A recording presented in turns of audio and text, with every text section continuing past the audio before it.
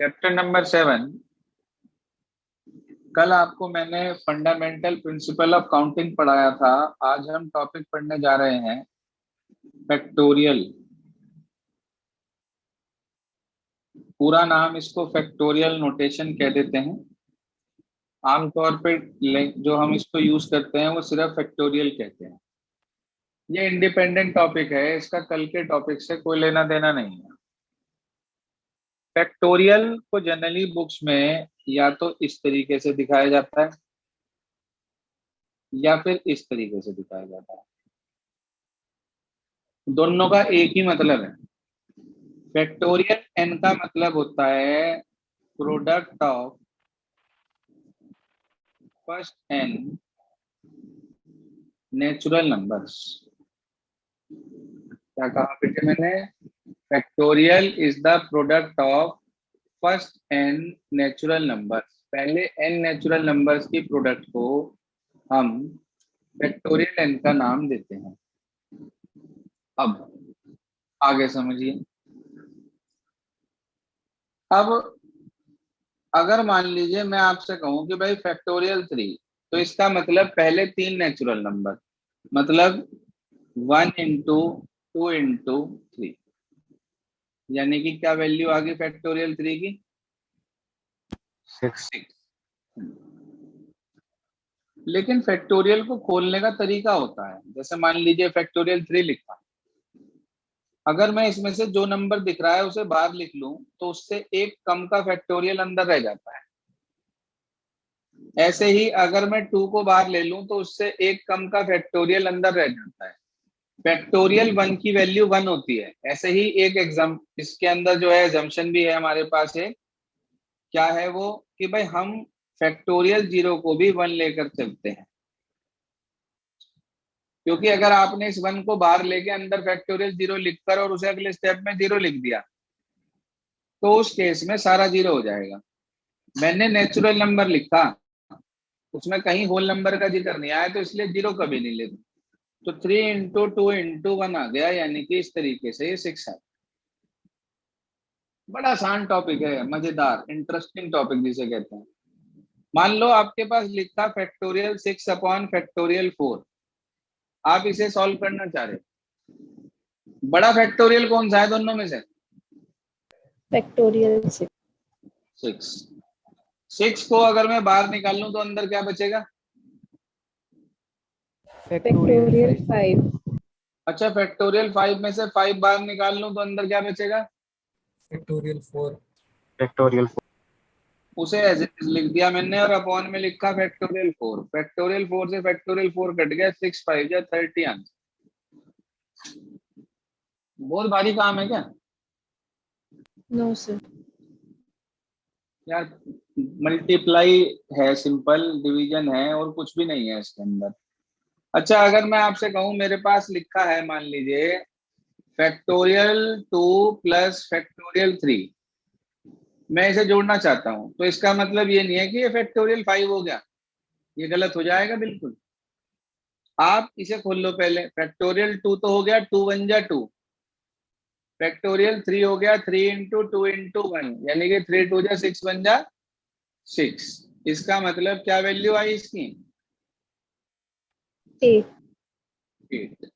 बोलो भाई, कितनी बात समझ में आई या नहीं आई? बिल्कुल भी आ गई सर। अब इसके बाद आगे सुनिए ध्यान से, यहां तक पहुंच गए हम। अब अगर सपोज करिए मैं आपसे ये कहूं कि भाई मेरे पास लिखा है 3 इंटू 4 इंटू 5 इंटू 6, और मैं आपसे कहूं इसे फैक्टोरियल में कन्वर्ट करो, तो इसमें किसकी कमी है शुरुआत में?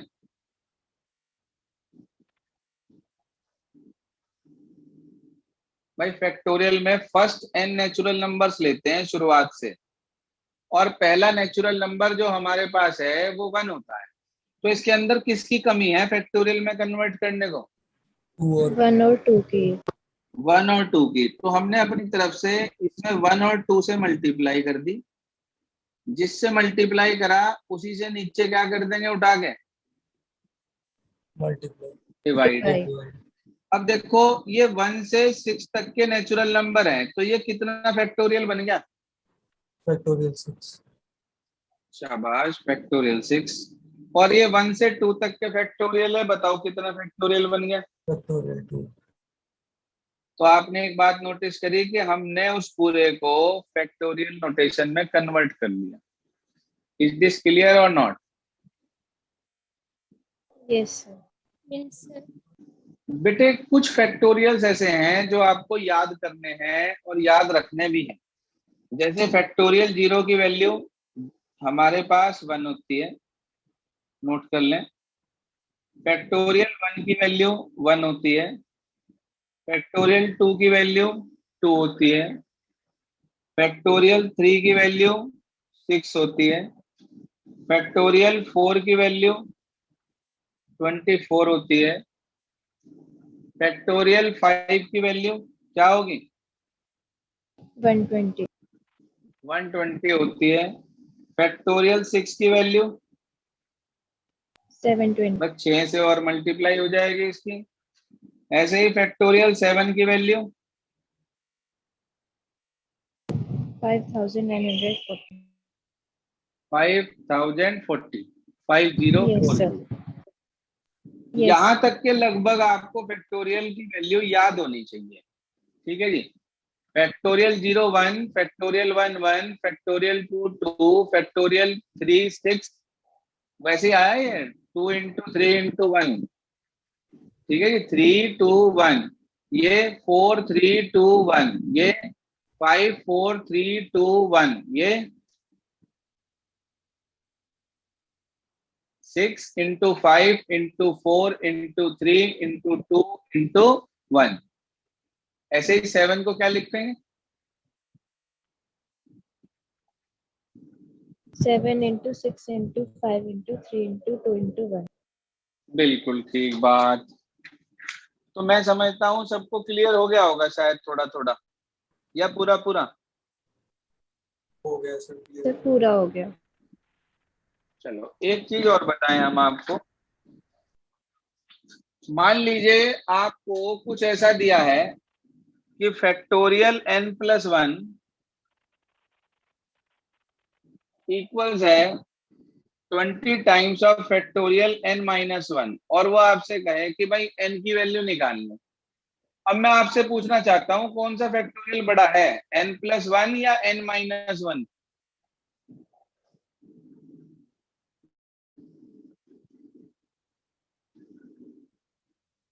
Sir n+1, n+1। अच्छा, अगर मैं n+1 को बाहर निकाल लूं तो अंदर क्या बचेगा? factorial n, फैक्टोरियल n को बाहर निकाल लूं उसमें से तो अंदर क्या बचेगा? factorial n-1, फैक्टोरियल n-1, क्योंकि हमने ये पढ़ा था एक कम हो जाता है हर बार। जरा देखना इस फैक्टोरियल से फैक्टोरियल कट गया क्या? yes sir, अब इसे कैसे सॉल्व करेंगे?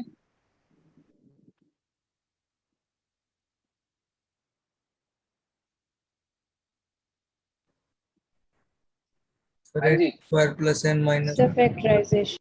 n² + n-20 क्वाड्रेटिक इक्वेशन बनेगी, सॉल्व करके आंसर निकाल लेंगे। निकाल लेंगे। yes Yes, sir, sir sir. एक बार फिर से बता दो क्वेश्चन। अभी बता रहे, जरा रुको। मैं इसका एक शॉर्टकट बता रहा हूं आपको। क्या मैं इसे 4 इंटू 5 लिख सकता हूँ? Yes, sir. yes sir, तो क्या मैं इसे ऐसे लिख सकता हूँ 4 इंटू 4 + 1?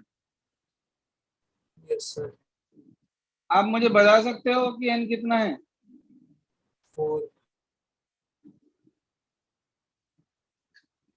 ये आंसर आ जाएगा। देखो दोबारा से समझ लो, n+1 में कौन बड़ा? जैसे अभी मैंने आपको एक एग्जांपल दिया था कि इन दोनों में कौन बड़ा, आपने कहा था 6। फिर हमने 6 को 4 तक एक्सपेंड कर लिया था। बिल्कुल ऐसे ही n+1 और n-1 में बड़ा हुआ n+1। आप n+1 को बाहर ले लो, अंदर क्या बचेगा? खाली n। हाँ भाई भूमि, n+1 में से अगर मैं फैक्टोरियल n+1 में से n+1 बाहर ले लूं तो अंदर n बच जाएगा। Yes sir. अब इस n को भी बाहर ले लूं तो एक और कम हो जाएगा अंदर।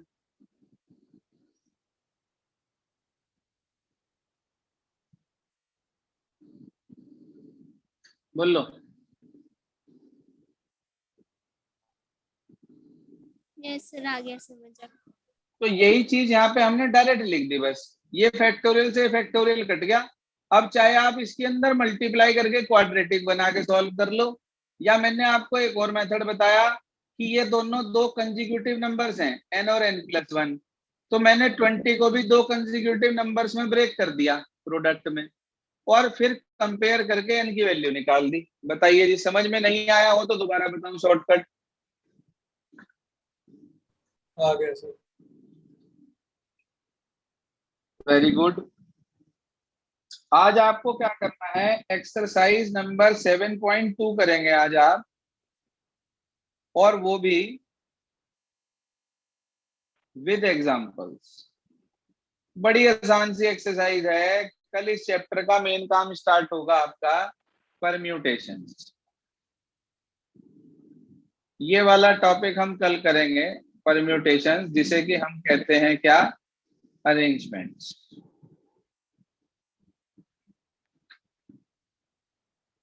ये हम कल पढ़ेंगे। कल का टाइम आपका वही रहेगा, इवनिंग का ही। बाकी परसों से जैसा होगा आपको बता दिया जाएगा। बस आज के लिए इतना ही, इसे कंप्लीट कर लूंगा। Okay students.